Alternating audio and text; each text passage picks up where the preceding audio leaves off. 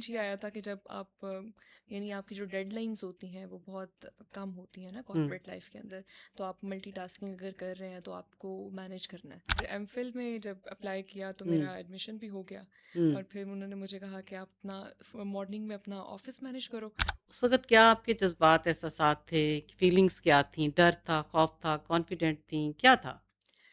अच्छा, मैं कॉन्फिडेंट तो थी। आप पहले उसके साथ बैठें, उससे पूछें कि आपको कोई और इशू तो नहीं आ रहा, आपकी प्रोफेशनल लाइफ जो है वो क्यों। जब बात आती है वुमेन एम्पावरमेंट की तो आप क्या समझती हैं कि बच्चियों को आजकल की कॉमन जो आप नॉर्मल देखती हैं डे टू डे लाइफ़ में, कौन-कौन सी चीज़ों की ज़रूरत है कि वो ये भी सीख लें, ये भी आना चाहिए? उसका मतलब होता है कि आपने उससे कुछ सीखा है। हुँ, जब तक आप कुछ गलत नहीं करते आप सीखते नहीं हैं। तो मेरे ख्याल से आपने जब भी कोई काम करना है हुँ, उससे कभी डिसहार्ट नहीं होना। हुँ। आप उसको दोबारा करें, हो सकता है कि आप करते जाएं, आप सक्सेसफुल हो जाएंगे उस चीज़ में। तो ये एक चीज़ है। अस्सलाम वालेकुम, मैं हूँ समीना अमजद। उम्मीद करती हूँ कि आप लोग खैरियत से होंगे। आज मैं ये सोच रही थी कि हर माँ-बाप का आजकल एक ही कंसर्न है कि हमारी यूथ, हमारे बच्चे और उसमें बच्चों में से भी सबसे ज़्यादा हमारी बेटियाँ सक्सेसफुल हों, हमारी बेटियाँ जॉब करें, काम करें, बिज़नेस करें और भी बहुत सारी चीज़ों को लेके वो परेशान होते हैं कि बेटियाँ जो हैं वो दिल की बातें नहीं करती माँओं के साथ आजकल। दोस्तों से कर लेंगी, किसी और जगह पे कर लेंगी, लेकिन माँ जो कि सबसे ज़्यादा उसकी सहेली हो सकती है, उस पे ट्रस्ट क्यों नहीं करतीं? या ऐसे भी इस चीज़ को कह लें कि टाइम ना मिलने की वजह से वो माँ के साथ शायद उस तरह पहले की तरह टाइम बिता भी नहीं सकतीं। इसी बारे में दिल की बातें जानने के लिए सक्सेसफुल बच्चियों को आपके सामने लाती हूँ कि बहुत सारी ऐसी बच्चियाँ हैं जो अपनी जगह पे बैठी हैं, लेकिन वो जुर्अत नहीं कर पातीं, ख्वाब ज़रूर देखती हैं, लेकिन पूरा करने की हिम्मत नहीं कर पातीं। तो जो भी सक्सेसफुल बच्ची मुझे नज़र आती है, मैं आपके सामने लाती हूँ कि इससे कुछ सीखें। उसकी कहानी सुनें और देखें कि कौन-कौन सी चीज़ों को ओवरकम करना, कैसे बैलेंस करना, कैसे एक बैलेंस लाइफ़ गुज़ारना, किस तरीके से आपके लिए भी मुमकिन हो सकता है। आज हम जानेंगे, हमारे साथ आज हमारी बहुत प्यारी एक मेहमान बैठी हुई हैं, जिनका नाम है Tayyaba Maqsood. Welcome Tayyaba. Thank you. Thank you very much आपने टाइम दिया, I know thank you you are for busy. Having me. सबसे पहले तैयबा आप थोड़ा-सा अपना तारुफ़ करा दें ताकि जो देखने सुनने वाले हैं उन्हें समझ आ जाए कि आप क्या हैं और क्या करती हैं? बिल्कुल ठीक है। तैयबा मकसूद, और हेड ऑफ़ एकेडमिक्स हूँ अरफा करीम ग्रुप में। ओके, और इसके साथ साथ अपनी स्टडी को कंटिन्यू कर रही हूँ फ्रॉम द किनेट, जिसमें I am doing MPhil in okay, the applied माशाल्लाह, लिंग्विस्टिक्स, और साथ बस ही यूनिवर्सिटी ऑफिस और घर।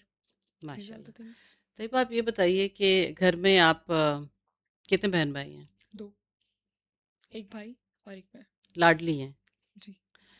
आप वो जो होता है ना अक्सर लाडली बेटियाँ थोड़ा-सा ज़्यादा एक्स्ट्रा एडवांटेज ले जाती हैं माँ-बाप का और भाई का भी सॉफ्ट कॉर्नर होता है। तो तैयबा घर की तैयबा कैसी है? माँ की हेल्प कराती हैं कामों में? अ, वो प्रेफर भी नहीं करती कि मैं उनकी हेल्प करूं। एक ओके। बात तो ये है कि वो मुझे काम नहीं करने देती, हुँ। कोई भी नहीं करने देती। लेकिन जब मेहमान आते हैं ओबियसली तो फिर घर पे थोड़ा करना पड़ता है, उनकी हेल्प वगैरह, और देखना पड़ता है चीज़ों को। That's it. अच्छा घर की तैयबा शरारती है, घर की तैयबा क्या है? शदीद। शदीद शरारती। तूफ़ान रहता है घर में जब तैयबा हो। वो ये कहती है 12 लोग हों तो एक बनता है। लेकिन माशाल्लाह। तैयबा ये बताएँ कि आप प्रोफ़ेशनल लाइफ़ में आईं, क्या हम्म। सोचा? कोई रोल मॉडल था फैमिली में, घर में? किसको देख के आपने फ़ैसला किया कि मैं भी कुछ करूँ, मैं भी कॉर्पोरेट वर्ल्ड का हिस्सा बनूँ, सीखूँ? क्या था वो लम्हा? क्या सोच थी? अच्छा, इस तरह से था कि I was just about to do the business ना। हुँ, मेरा भी एक प्लान था कि मैं कोई बिजनेस करूंगी, या उसके अंदर obviously I had a need to get the experience किसी कॉर्पोरेट से। तो मैंने बीएस किया, उसके बाद फिर आई हैड अ टाइम, मैंने कहा कि चलो इसको कहीं ना कहीं यूटिलाइज़ करना चाहिए। तो मैंने ऐसी कॉर्पोरेट लाइफ को ज्वाइन किया, और उसके बाद फिर मुझे पता चला अच्छा इसके अंदर ये चैलेंजेस हो सकते हैं, इनको आपने कैसे फेस करना है, फिर आपने टीम को कैसे लेके चलना है, फिर आप पे क्या यानी रिस्पॉन्सिबिलिटीज़ होती हैं, फिर आपने उसको मैनेज किस तरह करना है। तो ये सारी चीज़ें साथ साथ चल रही थी। सबसे पहला चैलेंज क्या आया जब आप कॉर्पोरेट वर्ल्ड का हिस्सा बनी? चैलेंज एज सच बहुत चैलेंज तो देखें यूथ सारे के भी लिए तो होते सुबह टाइम पे उठना ही भी बहुत बड़ा हैं। चैलेंज है।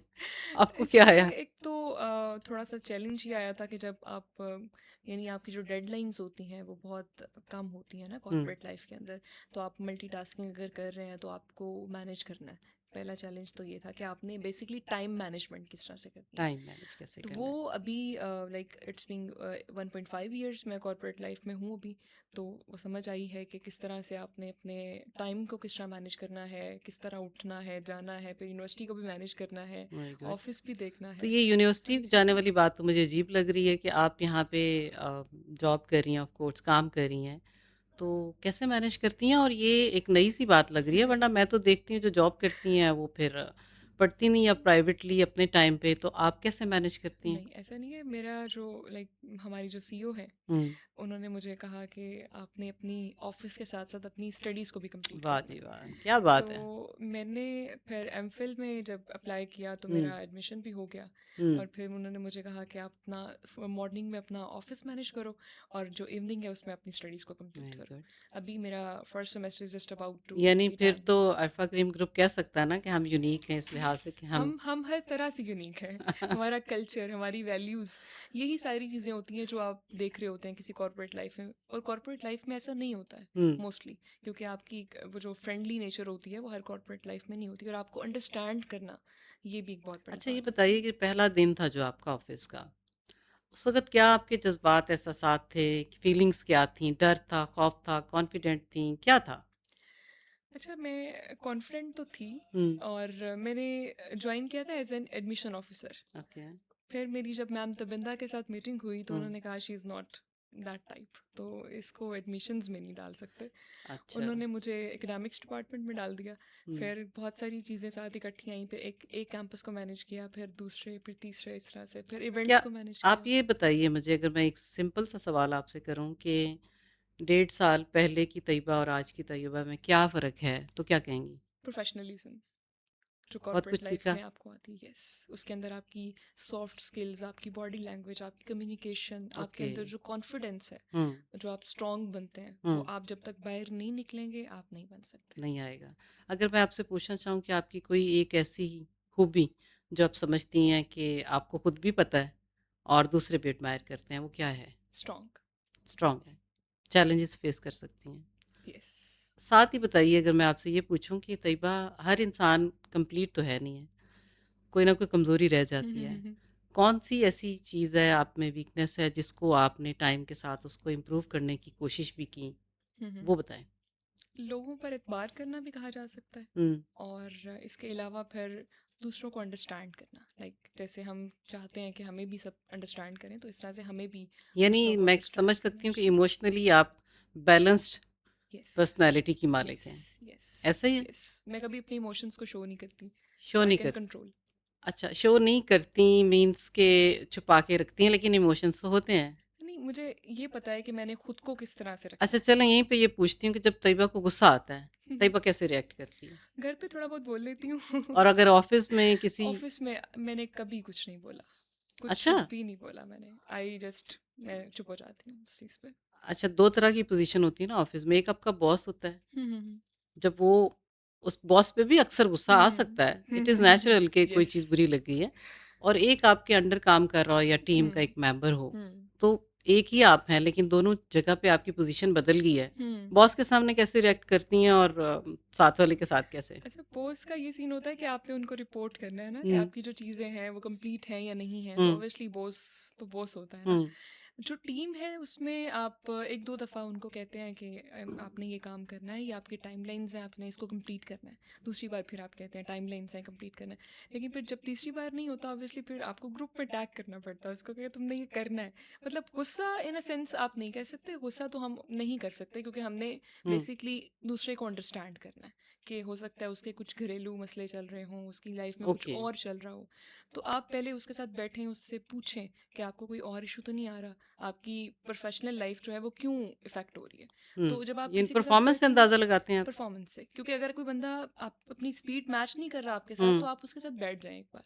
हो हुँ। सकता है कि उसके घर में कुछ और चीज़ें भी चल रही हों जिसको वो मैनेज कर रहा हो, मेरा जिनको ख़्याल है नहीं ये आता। भी एक यूनिक बात है यहाँ पे, जी, कह सकते हैं ना? कह सकते हैं। क्योंकि मैंने तो देखा है मुख्तलिफ़ ऑफ़िसों में काम से गर्ज़ होती है, आप नहीं, क्या फ़ील कर रहे हैं अच्छा, आप ये चीज़ जो तो मैंने सीखी है ना, ये हाँ, मैंने मिस ताबिंदा इस्लाम से सीखी है। हुँ, क्योंकि वो हमेशा यही कहती हैं, जो टीम आपके नीचे काम कर रही है ना, हुँ, आपने उसके साथ इस तरह रहना है कि आपको उसके घर का भी पता हो हुँ, कि क्या उसकी लाइफ में चल क्या रहा है। हुँ, हो सकता है कि आप जो सोच रहे हैं वो ना हो रहा हो। हुँ, तो क्योंकि मैं ये एक्सपीरियंस कर चुकी हूँ, मेरे साथ भी बहुत कुछ इस तरह का हुआ कि मेरी थोड़ी परफॉर्मेंस अगर अप डाउन हो रही है तो वो मेरे साथ किस तरह से बिहेव करती हैं। हुँ। तो मुझे लगता है कि मुझे वो चीज़ वहाँ से सीख के अपनी टीम में इम्प्लीमेंट करनी चाहिए। Very good. तैयबा 5 साल में आगे आइंदा आप फ्यूचर प्लान्स क्या हैं? क्या देखती हैं अपने आप को? कहाँ देखती हैं? मैं देखती हूँ कि मैं अपना बिज़नेस करूँ, हुँ, जिसमें हो सकता है अरफ़ा करीम के नाम के साथ या जो भी स्किल्स हैं अपनी, उनको अपने बिज़नेस में इम्प्लीमेंट करूँ और यूथ के लिए कोई काम कर सकूँ या पाकिस्तान की तरक्की के लिए कुछ कर सकूँ। तरक्की के लिए कुछ कर जब बात आती है वुमेन एम्पावरमेंट की तो आप क्या समझती हैं कि बच्चियों को आजकल की कॉमन जो आप नॉर्मल देखती हैं डे टू डे लाइफ में, कौन-कौन सी चीज़ों की ज़रूरत है कि वो ये भी सीख लें, ये भी आना चाहिए, ये भी आना चाहिए, कुछ बताएँगी? सबसे पहले तो उनको स्ट्रॉन्ग होना है, अपने ओके, आप पे यकीन रखना है यकीन कि रखना है, ठीक अगर है। हम ये काम कर रहे हैं हाँ, तो इसके क्या टेंजिबल आउटकम्स हो सकते हैं। हो हुँ, सकता है आप उसके लिए कोशिश करें, समटाइम्स आपको वो चीज़ नहीं मिलती है जो आप हुँ, सोच रहे हुँ, होते हैं, हुँ, हुँ, लेकिन उसका मतलब फेलियर नहीं होता है। उसका मतलब होता है कि आपने उससे कुछ सीखा है। हुँ, जब तक आप कुछ गलत नहीं करते, आप सीखते नहीं हैं। तो मेरे ख्याल से आपने जब भी कोई काम करना है, हुँ, उससे कभी डिसहार्ट नहीं होना। हुँ। आप उसको दोबारा करें। हो सकता है कि आप करते जाएँ, आप सक्सेसफुल हो जाएँगे उस चीज़ में। तो ये एक चीज़ है। Thank you very much Tayyaba आपसे आज बड़ी अच्छी बातें हुई हैं और मैं समझती हूँ कि बहुत सारी थैंक यू बच्चियाँ जो फॉर हैविंग सुनेंगी, मी। उन्हें पता चलेगा कि किस तरीके से तैयबा में चेंज आया कि जॉब से पहले वाली और जॉब के बाद वाली तैयबा और उसने जो कुछ सीखा वो बयान किया। तो आप अगर मैं आपको ये कहूँ कि कोई एक message being a young girl बच्चियों को देना चाहेंगी? बहुत सारी बच्चियाँ ना ख्वाब देखती हैं, कोशिश नहीं कर पाती या फेलियर हुँ। से डरती हैं। एक एक नसीहत करना चाहें या मैसेज देना, वो क्या होगा?